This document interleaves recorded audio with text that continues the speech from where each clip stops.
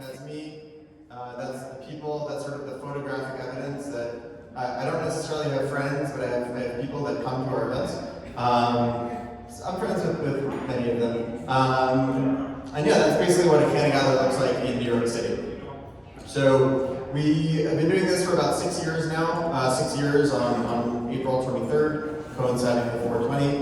We're in about 10 chapters. I don't actually know how many chapters we're in, but it's like about 10. It's like in that range, 8 to 12. And there's sort of three main reasons why I do this. I actually don't even consume cannabis. I only did once accidentally. That's a story for another time, or never. But to me, it's obvious that there's at least three main reasons why cannabis should be legal. One is money, right? It's one of the reasons why we're talking about it, what the debate is about. And when I say money, there's money for entrepreneurs, there's money for investors, there's money for government, for social services, which is one of the reasons why our governor is so keen to legalize and bring that revenue to the legal market, to regulate and to tax it. On the social justice side, that money can be used to unfuck, and so I'll be a little bit more fun, I guess, than maybe some of the other events that you're in Albany, the fuck that has been created by the war on drugs.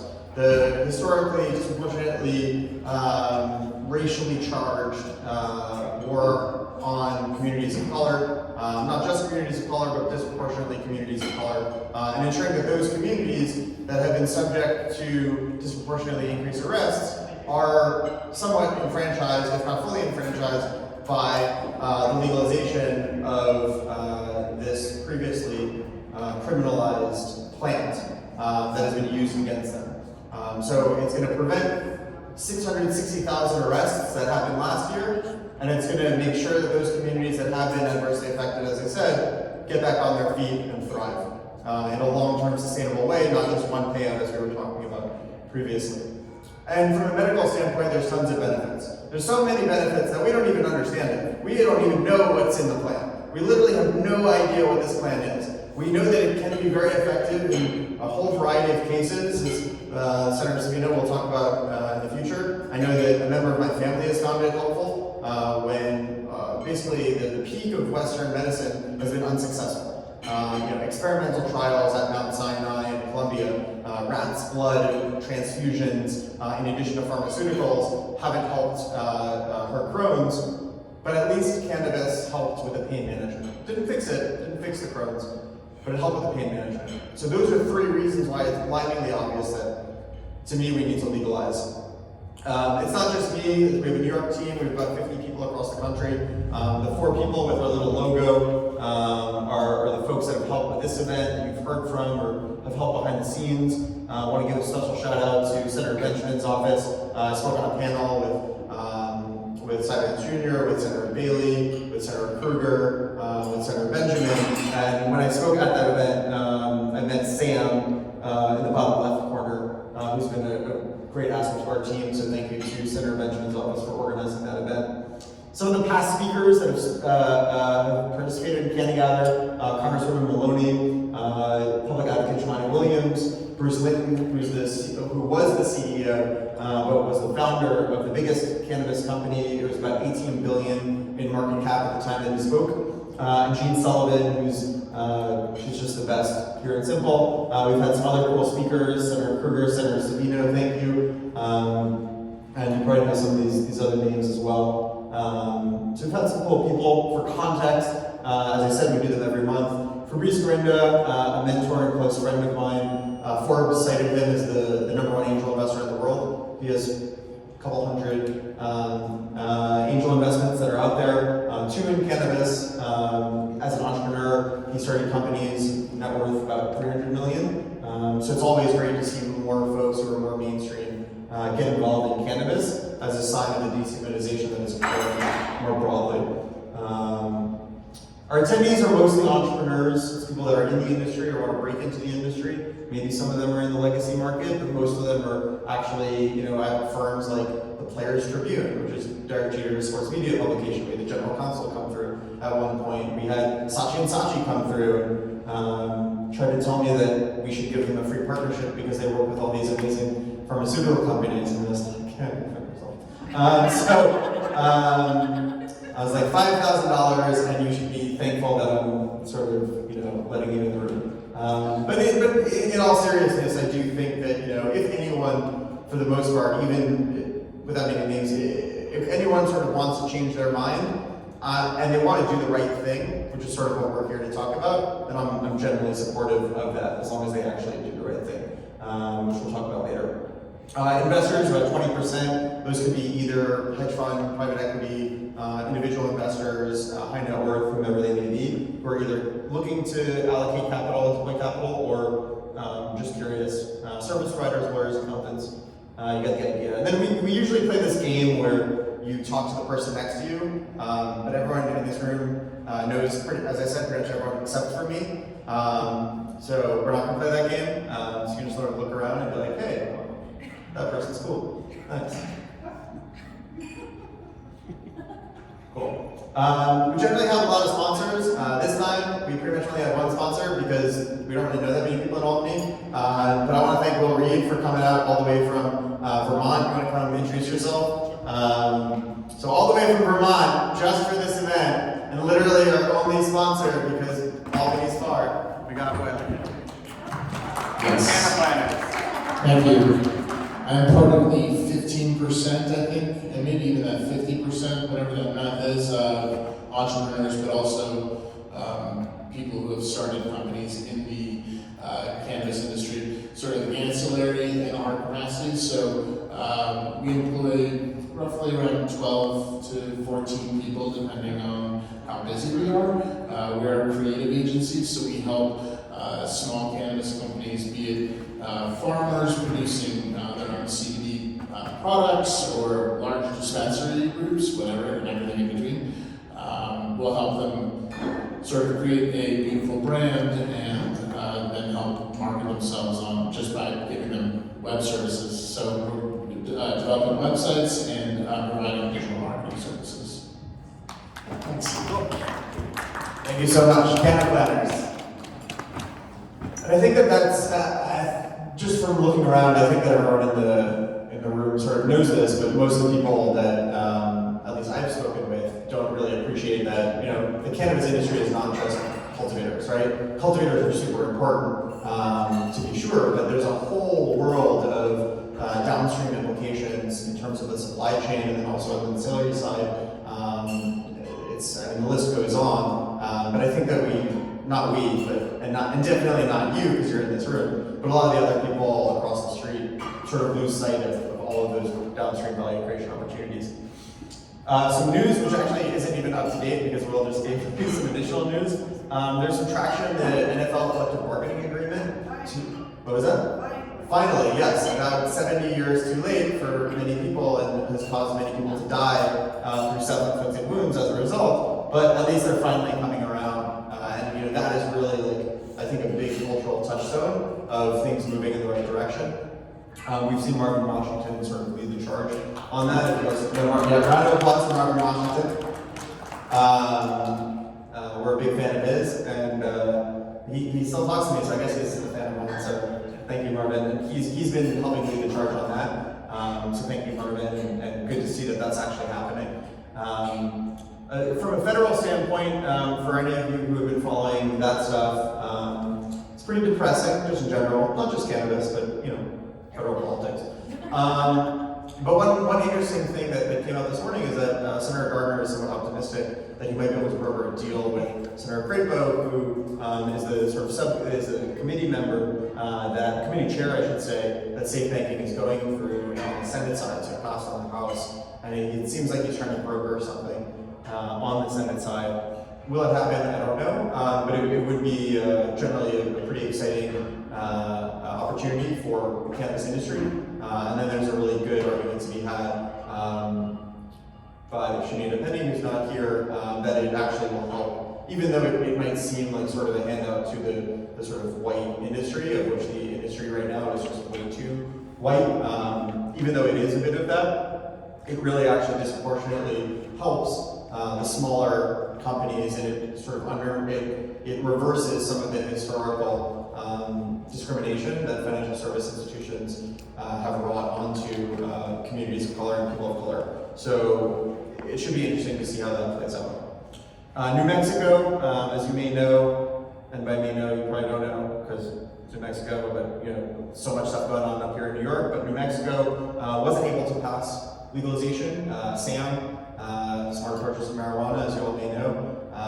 Definitely respect them as very well organized, but not necessarily a fan of their perpetual disinformation and misinformation tactics, which I'm happy to speak with Kevin or anyone from that organization whenever they would like about any topic and any statistic they would like, because it's just really sad. It's just a lot of disinformation, misinformation, but such is life. Illinois, really exciting news. They were projecting, I think it was closer to 30 million within the first 6 months, and now they're projecting actually 48 million. I'm sure Norm probably has a better sense of what exactly those numbers are, but Illinois is outpacing its adult use sales, which is very encouraging, and it'll be interesting to see how their social equity program plays out when I think the social equity licenses go online in May, I believe. On the criminal justice side, Los Angeles had about 66,000 expungements. So I want to give a round of applause for all of those people that had a record and their lives ruined for a plant, and now hopefully they can get back up on their feet.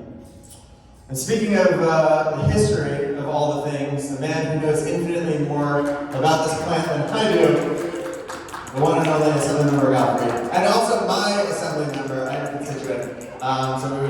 I kid you not, I'm compulsively honest, so I'm incapable of lying, which is why I'm not in politics, as discussed previously. Assemblymember Godfrey, we'd love to call you up and have you up on stage.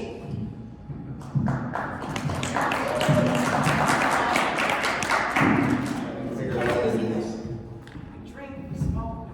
We definitely do not smoke. You don't even drink. That's true. Josh does not want to go to jail, so no one is found cannabis. Let's just pretend cannabis is an imaginary plant for now. April 1st, maybe it'll change. So, this is cool, right?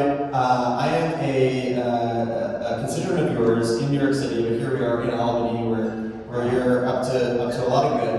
And just want to have you share your story about who are you and how you got involved in the cannabis legalization movement. Well, I know it's been 30 years, so maybe that's somewhat abridged, but curious to hear that.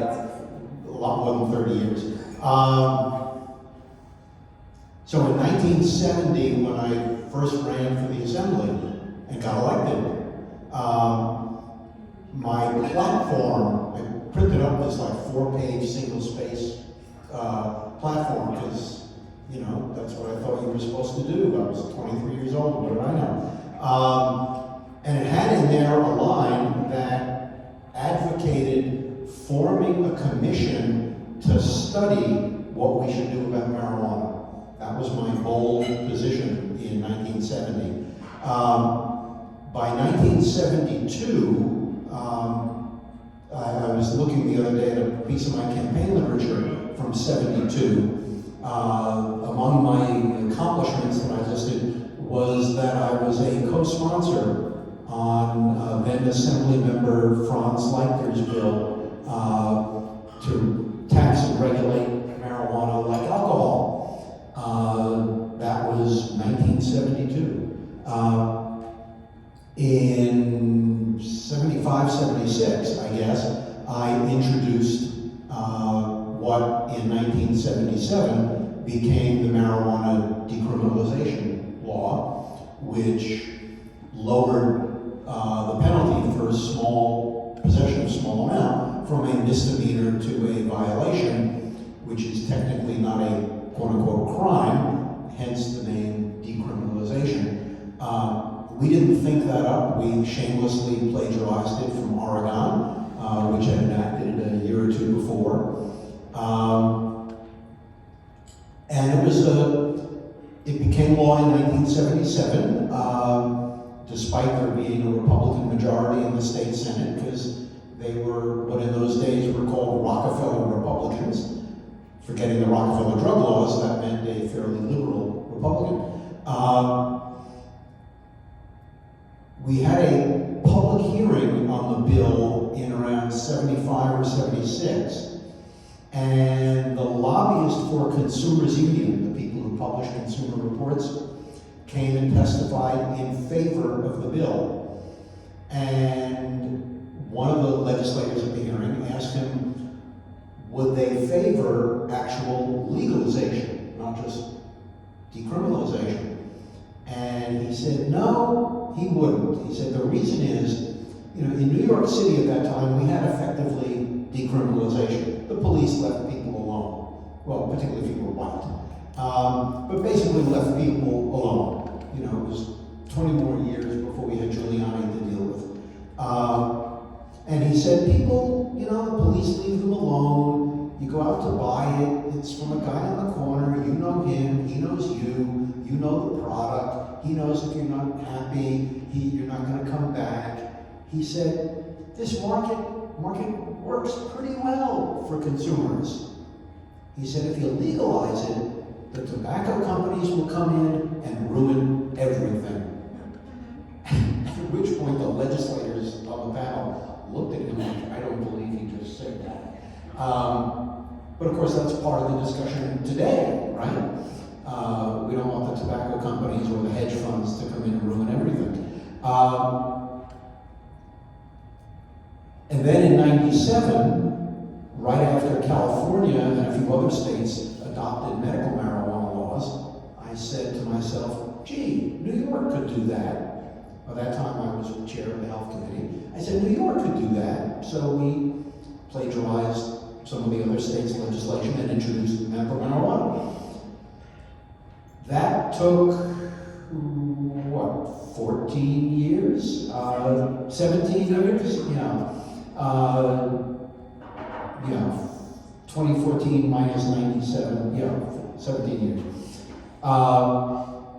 That took 17 years to get enacted. It got enacted in a somewhat watered-down form. Diane and I can tell you some stories about. It was one of our more interesting encounters as legislators. Only some of which I can tell you about. Well, maybe Diane is more willing to. Anyway, during that time, Liz Kruger and Crystal Peoples-Stokes introduced the Marijuana Regulation and Tax Act, and that has moved forward. Last year, this is maybe the last piece of history I'll lay on you. Last year, when the legalization bill kind of fell apart, the one piece that was salvaged from that was strengthening the decriminalization law from 1977. Now, in 1977, in order to get the bill through the Senate, and actually in order to get it through the Assembly, it turned out, we had to give up a couple of things. And one of the things we did was lowering the decriminalized quantity from 2 ounces down to about 7/8 of an ounce, because the Senate said it's got to be under an ounce. And the Senate insisted on keeping a misdemeanor for public display or smoking, and 1 or 2 other things. What we passed last year undid all the things that we had to give up to the Senate, which was just, it was annoying that it took 43 years, but it was delightful to see all of that junk cleared out of the bill. My counsel at the time, who now lives in California, I sent him a copy of the bill and I said, look what we just did. So now we're taking another crack at getting legalization done. There are an awful lot of moving parts in it, apart from the basic question of do we want to legalize cannabis. I think if it was a one-line bill that we want to legalize cannabis for adult use, I think we'd have gotten it done, but there's a whole lot of details about where the money will go and who gets to spend it and for what purposes and who's going to get to own which parts of the industry. And that's all taking a lot of organizing of bits and pieces to make it happen. Hopefully we'll get that done this year. That's the dream. Thank you very much. What a humble guy. He didn't even talk about medical cannabis, but I guess we'll leave that to Senator Savino, but an integral role in bringing medical cannabis to New York State as well. My favorite assemblyman, given that he's my assemblyman, Dick Ockford. Thank you. So the piece of news, by the way, that I forgot to mention from Will, our dispatch from Vermont, is it still accurate? What they actually do? So the House, the Vermont House passed S54, which is we legalized cannabis 2 years ago, 2 years ago. So S54 is the recreational bill. It passed the House today. There's one more, basically, House vote before it goes to the governor's desk. So Vermont is very close to legalizing adult use, which is exciting. Sort of part of the governor's thesis that you need to take a regional approach, and the regional players are speaking, and we are one of those regional players, so that's why we're speaking. So thank you, Will, our resident Vermonter. Didn't bring any ice cream, but that's okay, maybe next time. So without further ado, we'd like to introduce our next speaker, the one and only caucus chair. I know that you have 2 places to be at the same time, but that's not physically possible, and yet you're here with us. Someone member of the committee. Appreciate you as well. Thanks. So, we'd love to hear, your view, your constituents' view, and the caucus's view about the devil's lettuce. So I don't smoke, I don't eat it, I don't, partake. It's okay. I wasn't thinking about it really until I got elected, and suddenly everybody else was talking about it. So I hosted what did we call it? It was like it was like a get educated on cannabis event in our neighborhood, and we had a wonderful turnout. And I learned a ton about cannabis and about the business. I realized that there were a lot of people in my community that wanted to get involved in a legal business, and there were lots of folks who had a lot of ideas of what that business should look like. And then there was also a group that grew out of that meeting, and they have been meeting every month since, where they discuss what business looks like, what opportunities exist where they might be able to invest their monies. And while they are not large hedge funds, they are folks who probably sit on, anywhere from $20,000 to $50,000 that might want to just help grow business. So I think in my neighborhood, I'm seeing a lot of folks who want to be a part of this industry. And it helped to give me eyes for what I needed to think about as we came together to discuss the bill and how we structured what this industry would look like. Because that's what it is. It's just an industry. It's another business. It's an economic opportunity for most folks. I know that there's a lot of folks who use it for medical reasons in my neighborhood, but they're all buying it illegally because it's really expensive. And it's really cheap if you just go on the internet or Instagram and have the dude drop it off for you. So there's lots of things you learn in this process, but it made me think about delivery. It made me think about stores, warehousing, processing, and that helped to give me language and ideas about for when we approached what licensing looked like in our proposed bills, who had access to them, what restrictions we would put on folks, the people who wanted to participate at different levels of the business, those who touched it versus those who didn't. So for me, it's been a huge education over these past 3 years. I'm I'm really happy to see that we are at the place where we're discussing how to actually effectuate our expungements. Although we said for us to do it last year, we haven't actually started doing it yet. There's no formal way for people to know that their records have been expunged. So I think that's one of the big hurdles for us to address this year. Make sure that the courts and the docs actually have monies and systems in place so that we can clear the records of the people who have been, or I should say court involved as a result of using marijuana in the past 40 years. And I'm going to say it's always breathtaking to listen to Godfrey talk about this because he has been doing it for as many years as I've been alive. And maybe a couple more, but it's always important to recognize and to pause and think about how long it takes for this stuff to happen. That it doesn't happen overnight.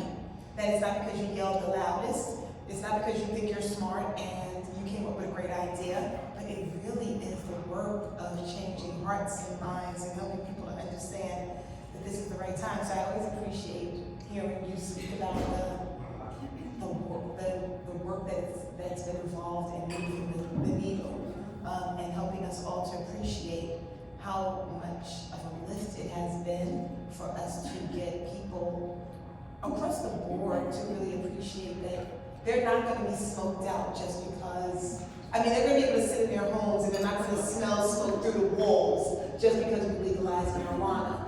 But it also helps us to realize that we need to have spaces for people to smoke when they live in an apartment building.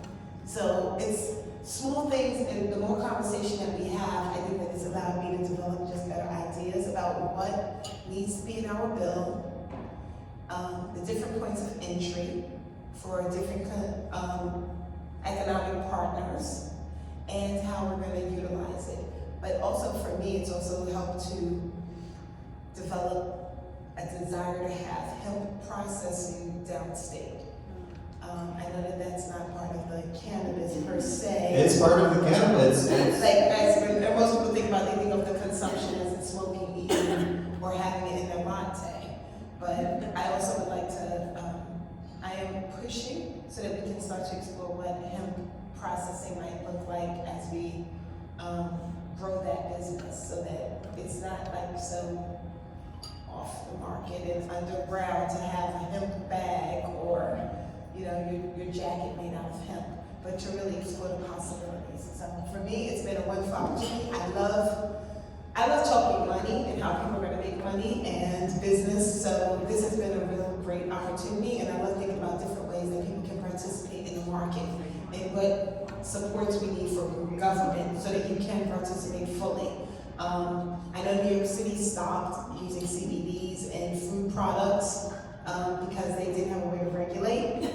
But I think this is our opportunity for us when we talk about labeling and what it looks like for you when you deliver and do wholesale to really hit that market point and so that we can really explore it. Because I was so happy I had a coffee shop, I was happy to hear coffee shops putting CBD in their coffees because it helped to boost their sales. And now they had to stop. Everybody hasn't stopped, but some people have stopped. And I would really like to see us helping folks to take advantage of this market.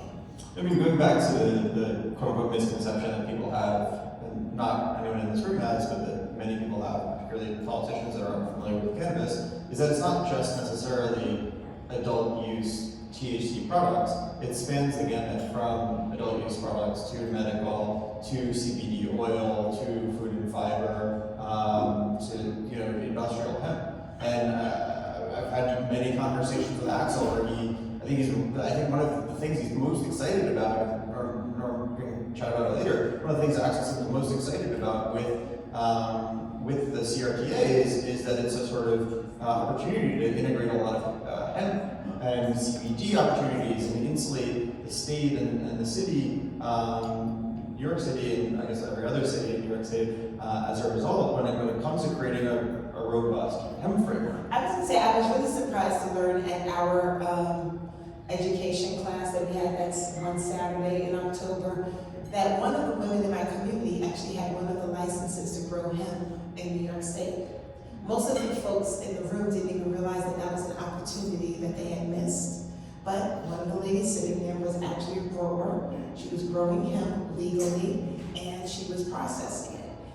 Someone who had represented us in Brooklyn had come back and presented his CBD products for us to sample, or not sample, but we gave it out as raffle.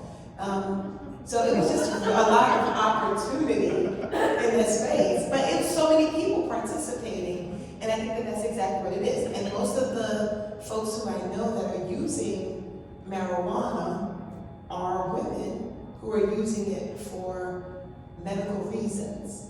I have a few friends who have endometriosis. I understand that it's legal medically, but they're not going through the medical system. They call their guy who's on Instagram and he delivers. Or girl. It's a guy. It's a guy. But that's, I can probably feel this half the room of women who I know who are using it for some purported, they may not have a diagnosis, a prescription from the doctor, but they use it because they feel pain, anxiety, frustration, they need to relax. It helps them breathe better, whatever you want to call it. How do you know my mom? And your mom's seat is going to be right there, third row. So, but I could feel that, just me personally. And then I have my host of friends that would fill the entire room that just smoke. Because they like to smoke. So I think that it opens up the opportunity for us to have a real conversation and a dialogue about it. I was very happy to be giving out information cards in my neighborhood, so when I walked by young men that might have been sitting around or rolling, that could like maybe take it in the house. We decrimmed, but it's not legal. I don't want to see it. Like it opened the doors so we can have a more transparent conversation, which was nice. And I like that I'm able to engage a lot of people in my neighborhood around this. There's a lot of education to be done. I do think that there are a lot of people who need to know and understand what the multitude of uses are and the benefits. But I think this is our opportunity as a state to make sure that we really educate people and let them know what the opportunities are that exist. Agreed. And then not to belabor the hemp point, but something over Jacobson had mentioned that the apple farmers in Hudson Valley are probably switched to hemp, so thanks for sharing that story. Putting on your caucus hat, do you have any sort of views that you've heard from your members or just in general? So I'm going to actually let Walter address a lot of that because he's the chair of our subcommittee, which oversees and is monitoring what's happening with the legislation. But I will say one of the priorities for us is equity. We want to make sure that we find a way to invest in communities that have been harmed by over-policing. And we also want to make sure that there are entry points throughout the system, throughout this industry, that allow for people who are not wealthy to participate. So that means, for example, a liquor license in New York State costs a lot of money. A beer and wine license doesn't cost as much. And we've got to follow and think about it the same way. So at what points are we willing to charge for larger amount or higher amounts for those licenses, and what participation levels that might give you versus smaller, if you have a more narrow participation level, and it's a more focused participation, how we structure the system so that it actually addresses that. So we're definitely concerned with licensing, points of entry, and the reinvestment of equity dollars. Got it. So he's our next speaker, so maybe we'll find out a little bit more. For them. Thank you so much. So remember, thank you so much. So I want to give just a quick shout out to a couple guests. We got Sinead Penny, she's in the room. Mentioned her view on safe banking. Round of applause. She's the founder of the Minority Cannabis Business Association.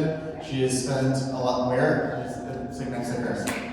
The guy with the blue tie, but not the guy with the blue tie all the way in the back. The guy with the blue tie in front of the guy in the blue tie, and then to the left. So spent 6 years, was it, roaming around Washington, D.C., telling people what cannabis is and that people of color are important in that context. And as you can imagine, it's not necessarily the most fun battle, but she did it and did a lot of great work and is very well respected and is now with Fourth Movement, which is one of the in my view, probably the most interesting social equity company that's out there. We had the founder, Greg Webb, speak in New York City, also thanks to Shanita. So thank you to Shanita. Thank you to Lisa in the back left corner.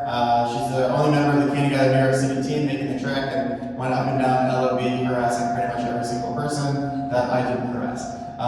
So thank you, Lisa. Sorry, you guys getting some feedback? Yeah. Whatever. As promised.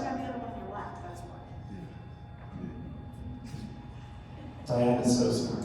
That's for the Internet Technology Committee. We should make her the chair of the Senate Internet and Technology Committee. I got so many good ideas. Oh, she wants to. She's hungry. She wants to leave. So without further ado, the first person who is in this room tonight, Assemblyman Walter Mosley. Thank you so much. And as Assemblymember Wright said, he's not just an assemblyman, he's also the chair of the BPHA Caucus Task Force on Marijuana, also known as cannabis. Thank you so much for joining us. Thank you. I'm a consumer. I eat and I ingest, so just want to put it out there. And you, But I haven't done so in a while. and to be clear, for all the law enforcement in the room, he only smokes flower when he's outside of New York State and in Colorado and in legal jurisdictions, and he only eats edibles that are from the registered organizations starting 2 days ago when they started happening. Correct. Got it. Okay, cool. So we have a consumer, so you share a bit of a different perspective, although, Assemblymember Godfrey didn't necessarily share whether he does or doesn't partake, but you share from your perspective, in addition to being a representative of a really important community, also as from yourself, personally, so that's amazing. So yeah, we'd love to learn more about you, your constituency, and your experience on the task force. Well, first thank CannaGather for coming to Albany, and I thank the sponsor, Will. I want to thank my two colleagues who really were the trailblazers when it came to the medical side, and Dick and Diane, and obviously I want to thank our caucus chair. But likewise, I want to thank Senator Kruger and Assemblywoman Majority Leader Crystal Peoples-Stokes for taking this task on. It's not easy because she's trying to convince within our caucus 60 members from all walks of life, from all four corners of our state. We have various, perceptions of what cannabis is to them. To me, I'm a child of the 80s. So it was drilled in my head, this is the gateway drug, don't take it, don't take it, don't take it. The quintessential, break the egg, put it in the frying pan, this is your brain on drugs, right? So you're socialized to believe that this is an evil thing. And it takes time for you to kind of unravel all that has been that's beaten inside of you, for both emotionally, psychologically, and any other way. But as you look to people like Dick and Diane, who really kind of unraveled a lot of the misnomers, you start to realize that there are normal people who are partaking, right? Many for medical. But then you understand that there are people who you grew up with, who were taking it, who were using it, older adults that you didn't realize this is why we were doing it. It wasn't really for recreational, most of it was, but a lot of it was for medical. But you didn't realize that, wasn't cognizant of that growing up as a child in Brooklyn. But as we continue to kind of unfold some of the misnomers, because we have a lot of members in our caucus who, from the social service field, who saw many individuals who abused, cannabis, then they abused other drugs and find themselves in positions where, they're looking for help from outside sources. But at the same time, you have a lot of members who are kind of going through the same path that I went through, trying to unravel the misnomers, the misperceptions, and then grappling with that personally, and then grappling with that as a legislator. Understanding, as my colleagues have noted, that this is also big business. And anytime the state gets an opportunity to find out how we can tax something, we will find a way to make money off of it. But at the same time, what we don't want to do is make money off of that at the expense of people who were caught up in the industry when it was criminalized, and a certain segments of our population over criminalized to the extent that lives were lost, lives were damaged, and were never repaired, and probably will never be repaired because of the policies. Many of the advocates have been extremely helpful to the caucus and to myself, trying to explain this bill, understanding that there are some fundamental differences, slight fundamental differences, but differences nonetheless that we in the caucus want to make sure that at the very least we try to make whole again certain segments of our population that were damaged. And if we start from that standpoint, and it's a long, arduous road, and we're still on it, I think eventually we'll get to a point where we'll have a robust industry on the recreational adult use side going forward here in New York State. So, amen to all of that, and thank you to, first of all, everyone in this room for doing that great work. We're all here because we're passionate about that, but obviously you especially because you're living that, and you have that lived experience. So, to me it seems like there's at least two facets. You have the social justice on the one side, sort of making sure that people don't go to jail, and then you have the social equity, which is a law. And as you said, for many people, social equity, or literally anything, is not going to repair their lives or certain parts of those communities, but we should at least try. And so we should try to offer social equity. And so what is equity? What is this repair? What does this make whole mean to you, to the caucus? What does that mean? I think it means a multitude of things. From the caucus perspective, obviously the CJ criminal justice portion of it, we want to try to expunge records when you can. When it comes from a participation or perspective in terms of people who have been in the industry when it was criminalized and still criminalized on the recreational side, how do we get those individuals who have minimal skills but put them in a position where they can extrapolate and see firsthand what skills they need to get if they have a passion for this. And I'm not going to say that everybody who's in the criminal side is going to be able to manifest their way through and miraculously find themselves on the legitimate side, but what we want to make sure is there's a pathway to that, right? And then obviously we want to make sure that people who are in a legitimate industry who can take and transfer those skills over to this particular industry, give them an opportunity, a pathway, but a legitimate one that is not arduous, one that is not so difficult that by the time they're done getting all through all the hurdles and loopholes and so forth and so on, that they find themselves discouraged and not wanting to be a part of this. We just had our caucus weekend last weekend, and for the first time, I think ever, at least I know, that we had, on one particular topic, we had 3 different workshops, back to back to back, and they were all full. And I just happened to know because mine was the last one, and it was full to capacity. And Cannabis workshops. Yeah, cannabis workshops. And it's amazing how many talented professionals, middle-aged professionals who want to get into this industry. Because of the work my colleagues have done, they've kind of broken down some of the misnomers and some of the negative viewpoints that people have in this industry going back to just several years ago. At the same time, what we don't want to do is reinforce the notion that certain people can't get in, while certain people can, and while certain people linger in our jails, there are certain people who are making billions of dollars. That's what we want to try to break through in terms of not having that economy existing here. Is there anything else that you want to share in terms of what is the meaning of equity, or any particular comments that you have about either the MRTA, Senator Kruger, and the majority leader's bill, or the CRTA, the governor's bill? I just think it's just a matter of us being able to knock down walls, use some of the tools that we've been able to use on the MWB side at the state level, kind of highlight them, incorporate them in this industry so that we can do what we're doing on that side in terms of getting more minority and women-owned businesses involved in whatever industry you want to get involved in. Because this is just, like she said, my colleague said, this is just another industry when you look at it, and make sure that we don't treat this industry any different than any other industry. And I think that, you know, if we do that, I think the law and the public policy will take care of itself. Obviously, we're going to have bad actors, we're going to have people who are discriminating, we're going to have people who have implicit biases. But that's in any industry.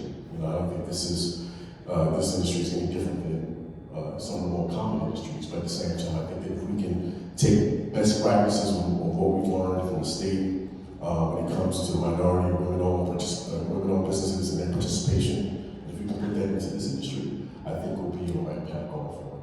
I think that in a lot of ways, to your point, we should sort of look at cannabis through the lens of normalization. That it's a plant, it's a material, it's a medicine, and it should be the same as any other industry. But in some ways, it sort of feels like because of the legacy of the war on drugs, and as we were saying, the legacy marketplace, it seems like we might want to create maybe a separate path or separate opportunities for the communities that have been affected by the war on drugs and that are partaking in the legacy market.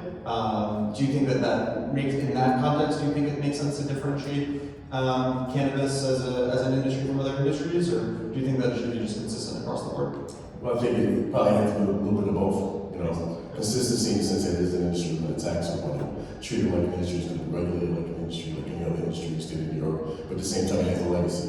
It has a dark legacy. It has a long-lasting legacy that I think that we fail to acknowledge it and address it and do a disservice to ourselves and do a disservice to those who want to get into the industry. Because ultimately, what we want to do, we want to highlight this industry while we diminish the underground industry in an effort to have a safe product, in an effort to have a reliable product, and a product that we can continue to make money off of as a state in terms of generating revenue, so that we can do other things with that money for the people that we represent the state of New York. Amen. All right, well, thank you. I'm about to get high right now. I'm just joking. He's going to a dispensary, one of the 10 licensed registered operators, and he is going to use his medical card for medical purposes to induce neurochemical feelings of happiness. Specifically for one of the listed conditions, most likely chronic pain. I want to touch on something that something member Wright. Yeah, I'm gonna kill you. She needs to eat soon. I'm gonna kill you. Never mind. I will try to remember this point. And wait to talk about the urgency of legalization with the hungriest person in this room, the Senate Assembly sponsor of the Compassionate Care Act, with some member being the Assembly sponsor, Diane Smith. Thank you. My life was threatened, therefore we need to expedite this process. You've all heard the term hangry? When you look it up in the dictionary, that's my face. I'm very hangry after a certain hour. So I know you. First of all, I just want to let everyone know, except for Barbara, because Barbara knows this, that Senator Semino is an incredible singer. It's not relevant to this conversation whatsoever, but I've been very impressed. It's because it's karaoke night. Oh, it's karaoke tonight. Karaoke. It's the plan. But you have been a champion of cannabis, for cannabis, for a very long time. I wasn't a math major in college. I majored in Chinese, but I think it was something I remember. Godfrey has been doing cannabis for 84 years, and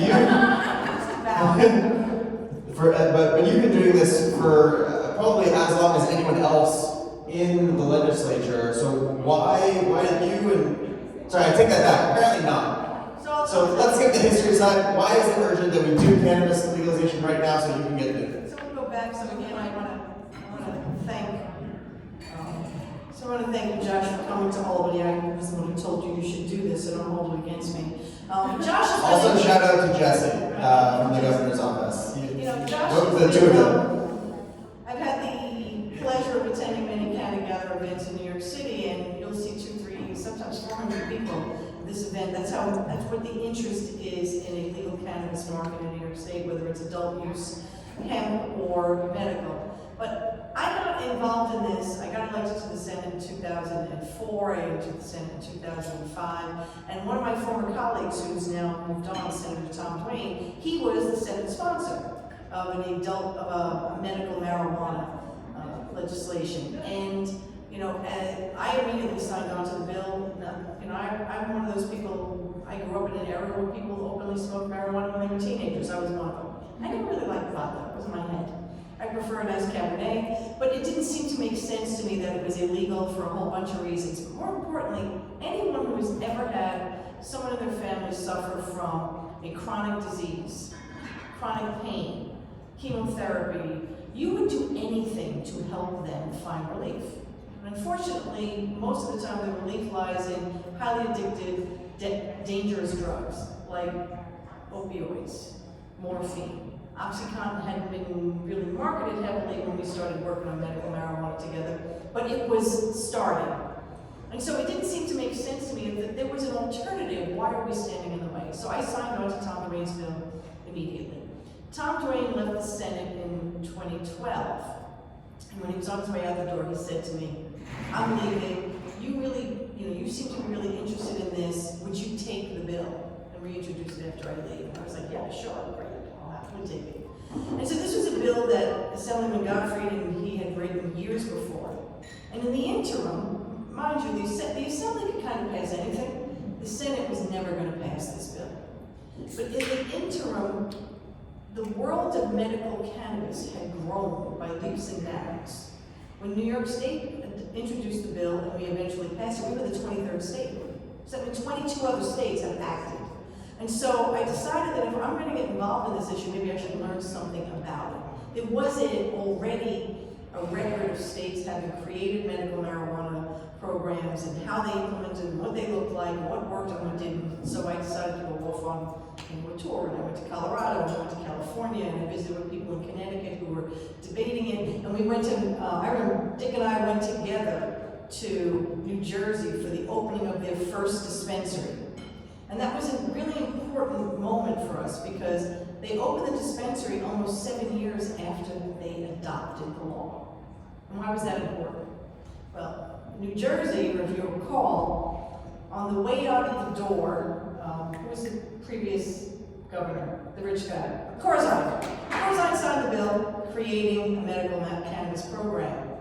But that law was written in a way that it gave almost all of the authority to the Department of Health. So that was a teachable moment for us. If you put too much power into the Department of Health or the regulators, not the legislature or in the legislative intent, you're at the mercy of whoever the governor is. So on the way out the door, John Corzine signed the bill. Who was the incoming governor? Chris Christie. He didn't believe in cannabis at all. Forget about medical. And so they spent years stalling the implementation of that law. So that was important for us. Let's not put too much power into the regulatory process, clearly defined in the legislature. And we spent several months working on a piece of legislation that eventually we got the support of everyone from the Drug Policy Alliance to not all physicians, but we got a lot of physicians groups to support us. The Medical Society never really came on board, to this day hasn't. We started out with an assembly that would be willing to support the bill, but a Senate that was very narrowly divided. I had bipartisan support and bipartisan opposition. And if it weren't for an 85-year-old Republican senator, the bill never would have gotten out of the Senate Health Committee. Bill Larkin, he's since passed on, he died last year. He was 90 when he died. But he was a staunch supporter of it as a former Army colonel, and he just believed it was the right thing to do. And we were building support in the Senate, one member at a time. And so lo and behold, Dick alluded to this briefly,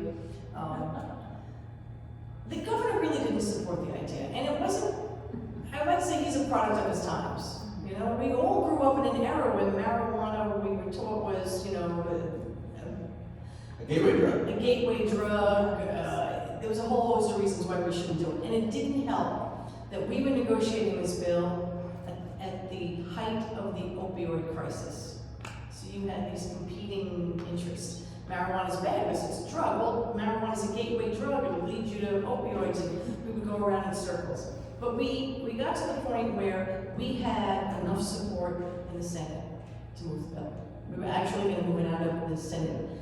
We moved out of the Health Committee, we were moving out of the Finance Committee, it was going to come to the floor. And it was largely because we had a group of parents with children who suffered from Dravet syndrome and refractory epilepsy. They would come up every week. One of those parents is now a member of the New York State Assembly, Missy Miller. Her son Oliver is profoundly affected. And they would come every week, they would bring their kids, they were in wheelchairs, and they were incredibly persuasive. And the former Senate leader at the time, Dean Skelos, who was totally opposed in the beginning, he spent some time with that kid, and he came back to me and said, you know what, Senator Diane, I don't know if this works, but if it'll help that kid, I'm willing to vote for it. And once it became clear that we had the votes to move it in the Senate, I got a call from the governor, and he said, I want to see you and Godfrey in my office now. So I went down to the Assembly floor, and I said, Dick, the governor wants to speak to us, and he was like, okay, I'm ready. He's going to scream at us. And I remember he looked at me and he said, you won't be the first governor who screamed at me. And I went, okay. And we went to his office, and it was a pretty contentious couple of hours. But then they realized that this was important, we were going to get it done. And so they brought in the Commissioner of Health, Dr. Zucker, and the Chief of State Police, and counsel of all three, in the governor's office in the two houses, and we began to hammer it out. And what started out as a pretty expansive bill, as I said, the Assemblyman and I had spent months improving the bill, bringing it up into, like, reflecting what was happening in the other states. They narrowed it down. So we wound up with, okay, 5 registered organizations, no more than 4 dispensaries each, in a state with 19 million people. But we saw it as a doorway that we were going to walk through, and we would then begin to work on improving it. We had some requirements in exchange for our support. They had to agree to implement the program in 18 months. We were going to beat New Jersey, which took 7 years. We wanted some requirements in the start of the process. They agreed to anything that we asked on that point. They asked us one more issue. They wanted us to agree that we would not allow smoking under the program. And I remember that was one of those pivotal moments. The governor looked at him and me and said, you two, go in my office over there at the end of the hall and come back with an answer. If you don't agree that there's no smoking under this program, I'm not going to sign the bill. And so we went into his office and we sat there and we looked at each other and we were like, all right, fine. We can live to fight another day. Don't let the perfect be the enemy of the good. And that's what we decided to do. So we came back and we said, okay, and so the governor signed the bill. And we started out with 5 registered organizations, no more than 4 dispensaries each. And in the first round of the RFP, 43 applicants and one minority applicant out of the 43. How much did it cost to apply? It was $200,000 for the original license. 200,000, I can't remember. In the interim, though, between the signing of the bill and the license applications coming in, the Department of Health issued a certain amount of regulations. One of them was that this was going to be a vertically integrated program. And that's a problem because vertical integration means it's everything from seed to sale, you control everything. You grow it, you sell it, you process it, you deliver it, you do the whole thing. We never put that in the law. And as a result of vertical integration, and there was a reason for it. Remember, we're still dealing with something that is legal in the 4 corners of your state, illegal everywhere else. And we were in the midst of it, of changing administrations. We had a directive from the Obama administration, the Cole Amendment, which said that if you're going to do something in your state, here's some guidelines to avoid unnecessary interruption by the federal government. And it was never really clear.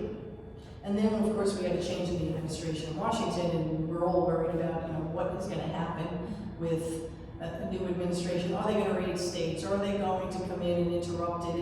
And so there's a certain amount of financial uncertainty on the part of investors and the part of license holders.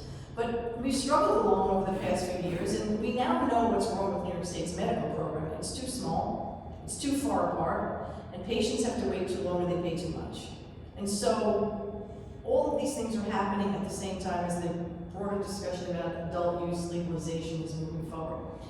It was never my issue. I've always said that. But I have an interest, we have an interest in stabilizing the medical program as an emerging adult use program comes forward. Because if not, patients suffer. So we've had a bill that would expand the medical program, would lift the cap on licenses, that would allow dispensary-only licenses so that you have more entry points into this industry, so it doesn't require so much money, so you can increase diversity in it. Lift the requirement that you have to have certain conditions, leave it between doctors and patients, because that's how every other medication is dealt with. Find ways to reduce the price of the product because it's still incredibly expensive for patients. And I think that has to happen regardless of what happens with adult use. Patients, and we created a public health program because we recognize that people live with conditions that are lifelong, that are chronic, that where medical cannabis could be a game changer for them. And to hold that up, the expansion of that up, because we can't, figure out a way to do adult use, I think is unfair to patients. So I'm going to keep working on what I created with Dick Godfrey and support the efforts of others around the adult use market. Just two quick stories. One, someone put up a billboard in Screwfish's district that said that opioid-related deaths increased by like 50% in Colorado after cannabis legalization. It's very scary, right? Say it. Smart, very scary, right? I don't know who those people are. And so, well, we have some thoughts. We had a conversation, right? We'll talk. I mean, I know who Kevin Sabet is, but beyond that, the money behind Sam. Well, going back to your point about this idea of gateway drug and opioids, and the conversation about opioids still continues. And so it's pretty scary, right? 50% increase in deaths after legalization in Colorado. Is it true? But, it's very true. But did you know what the national average is? 100% increase. So the actual increase in deaths in Colorado post-legalization of cannabis is half as much in the context of the opioid crisis. And then on the point about smoking, I think cigarettes are evil. I think it's like one of the worst things that are out there. It was actually one of the main reasons why I'm so passionate about cannabis. But I talked to Dr. Sicily about, do you see any chronic effects from pulmonary effects? Because I'm asthmatic, which is one of the main reasons why I never got involved in cannabis and smoking. She said there's no study that shows that there's any long-term pulmonary impact. I just think people just don't like the smell, right? As a society, we smoke less and less, right? So I always go back to when I was 12 and I started smoking cigarettes. Everybody smoked, everywhere. Who here was born before 1970? Raise your hand. Right, so you remember cigarettes. You can't remember what life was like. Everybody smoked everywhere. You could smoke in supermarkets, you could smoke in a doctor's office, you could smoke in a hospital, you smoked in your office, you smoked I went to St. John's where we used to smoke in the hallways. You could smoke everywhere, so everybody smelled like cigarettes all the time. So I guess the main The question. point is, now, less and less people smoke. Less and less people smoke openly. So the idea of being exposed to the smell of anything that's combustible bothers people. So we're at that point now where people think, the one thing that people ask me all the time is about, I'm going to have to smell people smoking marijuana. Well, you're smelling it now anyway, so it doesn't matter. But that seems to bother people. Vaping was one of the ways you could avoid that. Now we have this whole vaping crisis, right? Why? What is this vaping crisis tied to? To an illicit market. That never really gets raised. Tell them about the gift you gave the governor. The gift roll. I don't think he's ever used it. Look, it's Axel.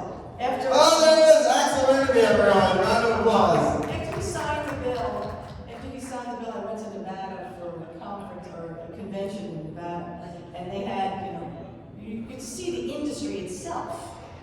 All the people who were the innovators and people who were product creators, and there were, and I realized then that the whole fight over smoking was kind of silly because more and more people vape it than, this is 2014, we started to vape it as opposed to smoke it because we don't smoke as a society.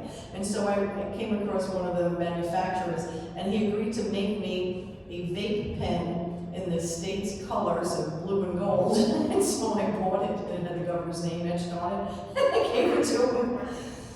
I think he probably buried it in the backyard somewhere. Sure he used it, don't worry, your gift was not in it. Now we have a different problem with vaping. Vaping is a separate conversation for another time, that can take up a long time. My main question for you is, we have decriminalization, thanks to Senator Myron and Senator Bailey's bill, we have a potentially expanded medical program with yours and some of the recovery centers. But you know, is it important then to legalize for adult use in that area? It is, because again, so we created a medical program that decriminalized the use of marijuana for medicinal purposes if you are a card-carrying patient in New York State. But because of the challenges of access to a medical program, so we're just about now to open the first medical marijuana dispensary in Staten Island. This is almost 5 years after the passage of the bill. It's much easier to get medicinal grade marijuana on the black market today in New York State. Legacy market, or rebranding it. Illicit market, figure out whatever the word you want me to call it. Legacy. But it's much easier for patients to do that than it is to access it in a legal dispensary. It's also cheaper. And so for patients, we also put in the bill that if you are a registered patient certified in New York State and you go outside of the market, you're violating not only the public health law, but the penal code. We need to figure out how we prevent patients who we have encouraged to begin to use cannabis for whatever their legitimate condition is, from breaking the law. That's why we have an interest in a legal adult use market. Senator Diane J. Savino, amazing singer, champion for cannabis, champion for patients, champion for Staten Island. And a shout out to some of the people here. I see Axel, who's been laboring with me. Axel Burnaby, co-author of the first CRT. You see that young guy back there with Who's that? Who's slouching? Chris Alexander. I don't know who is he? Chris Alexander. Chris Alexander. He is. What does he do? He's the Senate's guru on helping us create a legal cannabis market. He's like one of the smartest young people I've ever met. So shout out to Axel and Chris. And that's just the point. If it happens 9 times out of 10, it's our staff.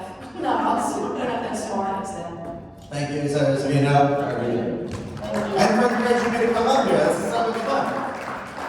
And to be clear, Jesse wasn't with the governor's office when he encouraged me. He was with Kathleen along. Sorry. Anyway, so yeah, we were talking about Axel and hemp, and then he just appeared, which is amazing. So Axel was one of the co-authors of CRTA 1.0. He also did it along with Jason Starr. Did it super fast. So I want to give a round of applause to Axel and a round of applause to Chris Alexander, who's been integral on the Senate side as well with the MRTA. So a round of applause for both of them. And without further ado,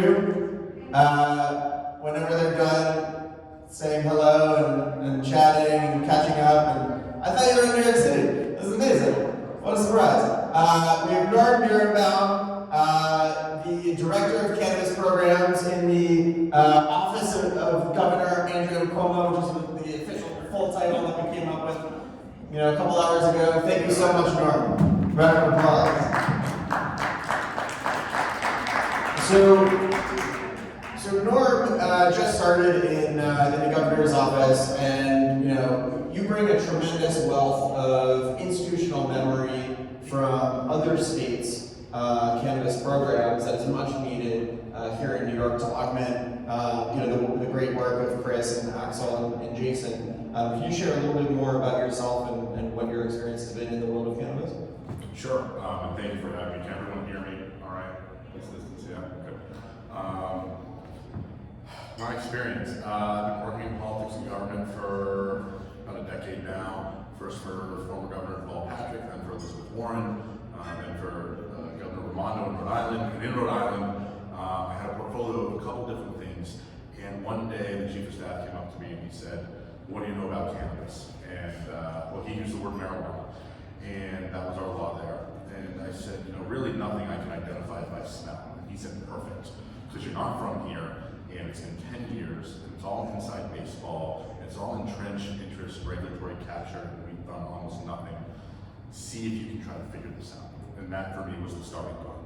And so this was now, that law was passed in 2006, this was 2015, and I was being handed an incumbent market that was pervasive with illicit operation, backroom deals, no regulation, because the Department of Health really they were not champions of the medical program in Rhode Island. And this was happening at the same time that we had first wave states of Colorado and Washington and Alaska and Oregon, and then there were recent 2.0 waves ballot referendum in Massachusetts and in Maine, in California, and so there was this new era of regulation, and we were also starting to see some of the lessons learned from other states. So I went out and I spoke with everyone that I could. I was in home grows, I was in illicit pop-ups, I was talking to people that were operating in the system, out of the system, to try to figure out how do we create a regulated structure that's going to work. And in Rhode Island, we have very, very few licensed operators, no licensed manufacturers whatsoever, completely supplied from the home grow. And so people literally taking 30, 40 pounds of cannabis that they grew in their garage, in their basement, putting it in the trunk of their car, driving to the dispensary, handing it to them in a trash bag, getting either cash or a check, and then the dispensary giving this to patients. And this was really the worst case scenario of regulated and legal umbrella that was shielding activity that was not regulated, not for packaging, labeling, testing, really none of the cornerstone regulatory areas that you think of to make sure that people who are sick, people who have conditions, medical conditions, none of that was addressed to safeguard their well-being.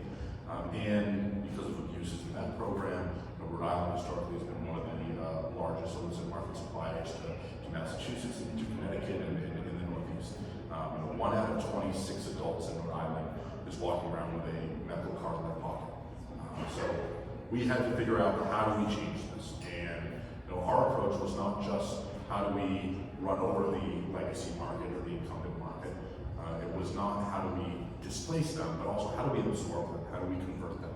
So our first wave of licenses, commercial licenses, were the legacy operators. There were people that said, fine, we will move out of a garage or a basement or a rental unit. We will go into a regulated environment where we can have checks and balances, we can have oversight, we can have seed-to-sale tracking.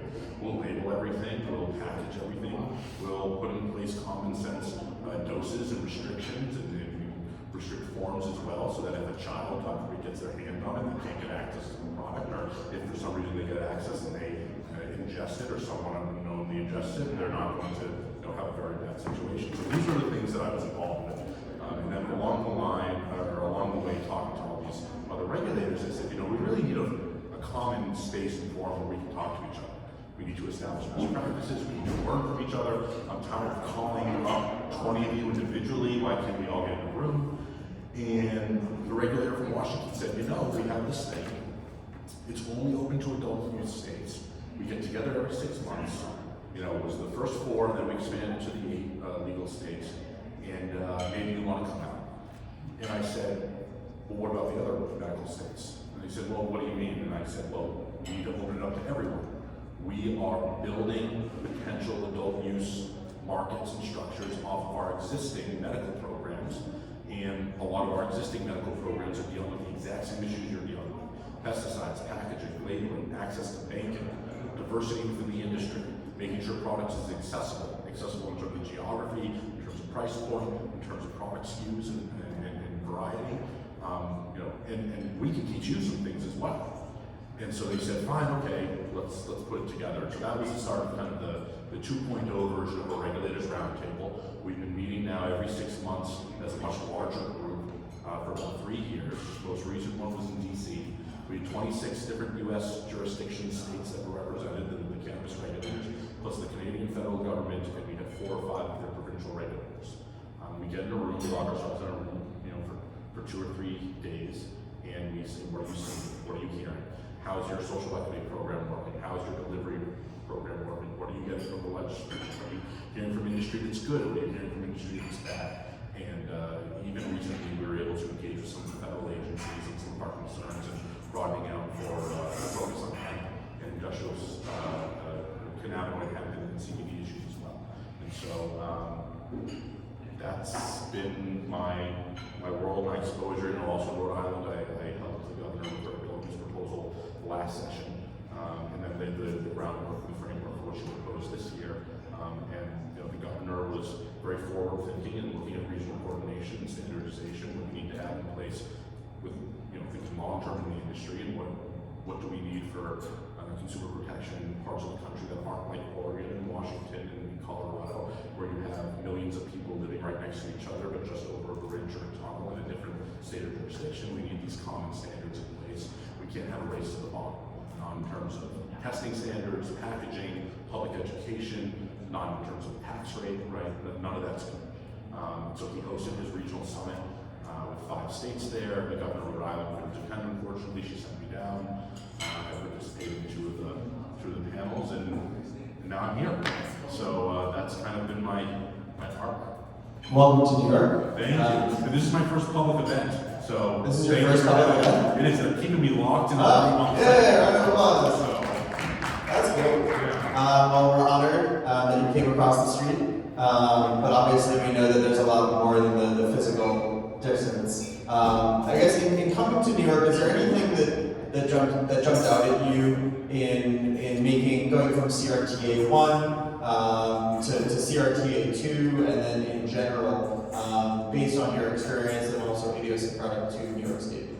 yeah, I mean, the biggest impression that I had was how impressed I was in terms of the thoughtful preparation and discussion around this. Looking at both the MRTA and subsequent drafts of that, and then the CRTA. I've had the pleasure of working with Axel and speaking with Nicole Blackenbush, the previous medical director, over the last 2 or 3 years. He is just a vacuum for cannabis-related knowledge and seeing what's happening out there. So we've had great conversations, and Rhode Island has actually adopted some of the same licensing structures that New York has, especially around hemp. And we can argue about who did it first, Axel or I. But seeing how well prepared that the administration is, looking at creating a regulatory structure, what needs to be done on day one, because the typical response and preparation from an executive office that's looking at cannabis legalization is, how do we kill it on the ballot, right? With the exception of Illinois, it's a binary yes or no. It's not a how, and the how is very, very important. The how is the most important, right? So looking at all the different considerations, looking at all the different aspects that have been investigated, looking at the investment that the administration made last year. I mean, we were not starting from whole cloth. A tremendous amount of work had been done, and you had subsequent updated versions of the MRTA, which incorporated some of the first CRTA, and now the CRTA 2 incorporates some things from the MRTA, and with every new draft, the gap is getting less and less and less. And so I think everyone's extraordinarily optimistic with what we have the privilege to do for the state of New York and also for the rest of the country in terms of standing up and being a leader, because we have the luxury of being able to walk in the wake of the states that plowed through that brick wall ahead of us.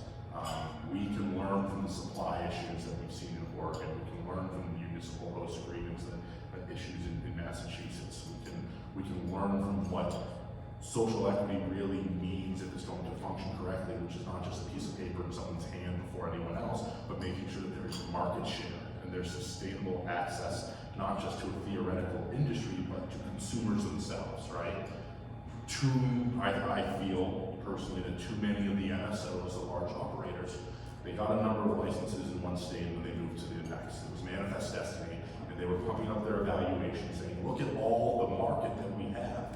But really, no one was working to include the legacy market and include the legacy consumers and make sure that they were being served by this new regulated structure. So we have the benefit of observing that and being able to do this in a way that no other state has done, and being able to make, having the gains and the benefit of a governor who is making this such a priority.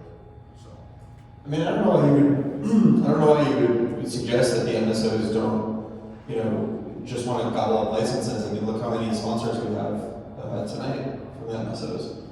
I mean, I would say that they do want to gobble up licenses. I was asking. Okay. It's a dry But in all seriousness, so what does equity mean to you? Not necessarily with your governor's hat on, though obviously you have to have that as well. But what do you view equity as, given your experience, and also what do you view equity as we look to CRTA 2.0? So I think it means market share making sure that there's a place in the market for participants. I said before, it's not just about saying you have priority in terms of being able to submit a license, but we're going to review your license first, right? It's how do we make sure that there's access to the market and what's required there, right? So looking at other states, you have states that have put very high hurdles in front of social and economic equity applicants when it comes to what they need to show the state even before they get municipal approval, right? So why are we forcing applicants to pay the overhead of real estate acquisition and maintenance before the state is ready to rule on their license, understanding that that is the largest financial obligation liability that they have. So we should be able to start the approval and licensing process before we require someone to lock down a physical location in real estate, because that is very expensive. We should be providing social and economic equity applicants access to exclusive access, not just first access, but exclusive access to the licenses that don't require nearly as much overhead. Looking at are more stable and the more stable licenses in the industry. So looking at brick and mortar retail, and then also at home delivery. That's another thing we get an opportunity to do in the state of New York. We have a delivery-based economy downstate that existed long before Amazon Prime had same-day or two-day delivery. It's a cornerstone of how business is done. And so we get to front-load that, and we also get to understand that the overhead is far less than it is if we're building out a 20 or 30,000 square foot cultivation facility or a large-scale manufacturing facility, engaged in supercritical extraction. And so we can make those licenses available and even exclusively available to our social and economic equity licensees. Also understanding that our incumbent market is very sophisticated here when it comes to home delivery. We have operators that know how to do this. They're doing it with technology, they're doing it with efficiency. A phone call, a text, a DM, in 20 to 30 minutes, someone's at your door, with a suitcase with branded product there. So what can we do to make sure that we are absorbing those operators and the customers? Because if we don't do that, we're never going to get anywhere. So that's a very strong part of it. And the other part of it is also how do we reinvest in communities? The governor's proposal this year now includes local impact grants, because this is a very volatile market. We don't know what's going to happen 5 years out. We don't know what's going to happen 10 years out. And there are communities that deserve resources, they're entitled to resources, they were destroyed by prohibition and disproportionate enforcement practices, and maybe they do not want to engage in the cannabis industry. Maybe they just don't want to. That's not their thing, right? Or maybe they don't want to take that risk.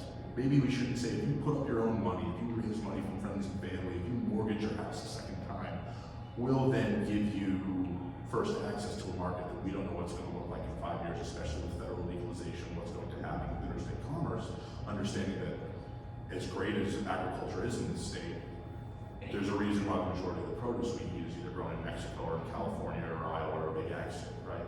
So these are all the different considerations that we're looking at, looking downstream to say, where are the stable parts of the market and how can we allow social and economic equity applicants to have either first or exclusive access there, and how can we provide mechanisms to invest in communities so that we can double down on programs and initiatives that we know around housing and workforce development and early education and health equity, right? We don't necessarily need to reinvent the wheel here, and the only way to lift up communities, shouldn't be through participation in the cannabis industry. It would be a disservice if it was the only option, right? So that's some of it, right? But good if it is an option. Absolutely, it needs to be an option. Yeah. This shouldn't be the only option. And I appreciate the comprehensive look, because as we've discussed, it's not just, as you said, it's not just about the license. It's really building up that community, training those entrepreneurs, and workforce development, and a whole long list of programs. So I appreciate your commitment, not just commitment to it, but your insight and your experience on that, and looking forward to making that happen. And I'll also mention, it's not just about, we talk about consumer protection for the user, right, which is very important, but there needs to be a level of protection for social and economic equity and license holders, because we're seeing predatory practices out there, particularly in Massachusetts and California. Every time you walk into a doctor's office, there's a patient's bill of rights right there. Tells you what you deserve, tells you what they can do and can't do. We need an equivalent, and I think we plan to have an equivalent for social and economic equity applicants to say, here is what the guardrails are. If someone's approaching you with a business that is structured where they're proposing to take equity over a certain threshold, or to an end run around an MSA or consulting agreement, or by taking a percentage of just revenue that walks in through the door. Be aware that that is not right. That's not the intent of the law. You are not just on the license as a straw man or a straw woman. You actually, these licenses need to be in the control of the people that we're trying to help and give access to the industry to. So making sure that the state has its appropriate role in educating social and economic equity licensees about what their rights are and what they, to be aware of predatory practices, in terms of workforce development, in terms of incubation, in terms of low and zero interest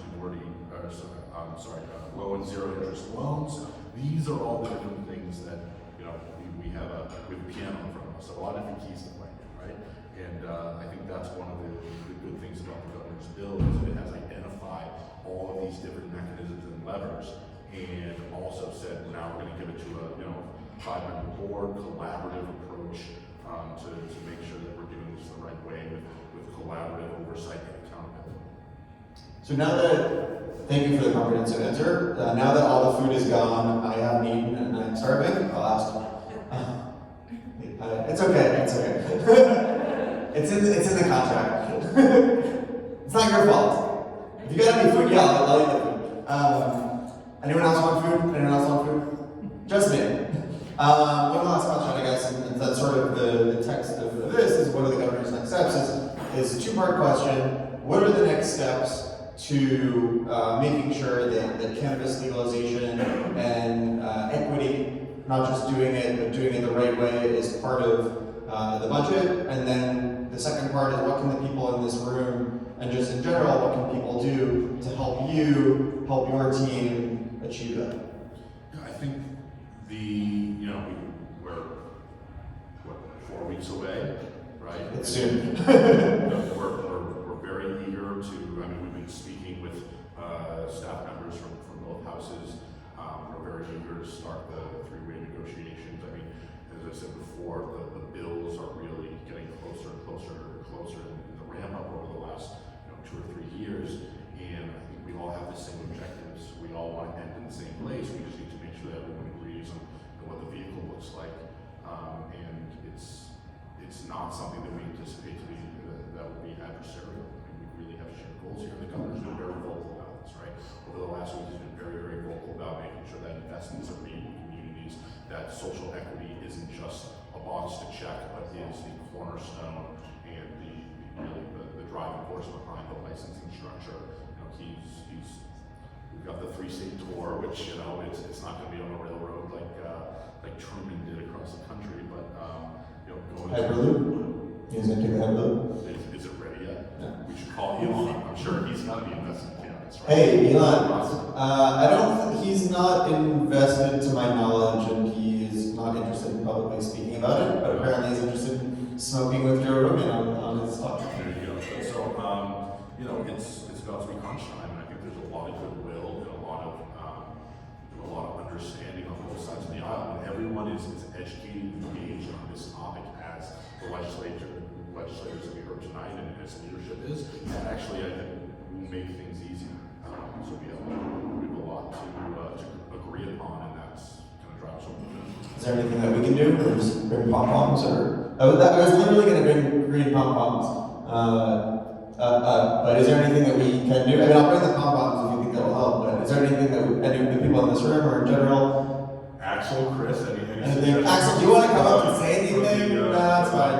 No. Axel, we're going to be low-key, just hanging out. Yeah, I think we just need to keep on the course that we're on. If you look at where things left off last year and where we are right now, I think there's tremendous progress and a lot of movement. I think there's been a lot of new provisions in the governor's bill that were things that were concerning to a lot of elected officials last year. We've seen some of those elected officials come over and say, I will now support this. You added a lot of language on road safety, which I know is a huge obstacle, and I think it's almost twice as long as CRTA1. Maybe like 80% longer than CRTA1. So thank you for you, Axel, and the rest of the team for putting that stuff in. And I want to thank everyone in this room for for coming out. Obviously want to thank my Assembly Member Godfrey. Want to thank Assembly Member Wright, Assembly Member Mosley. Want to thank Senator Diane Savino, and obviously want to thank the Director of Cannabis Programs for Governor Andrew M. Cuomo, Norman Birnbaum. Round of applause. We did it. CannaGather in Albany. If we haven't used all the drink tickets, let's use all the drink tickets. Lisa has them. We got lots of drink tickets. Hopefully the bar is still open. Is the bar still open? 5 minutes? 5 minutes, 5 minutes. We gotta use all the drink tickets. 5 minutes. Thank you all so much.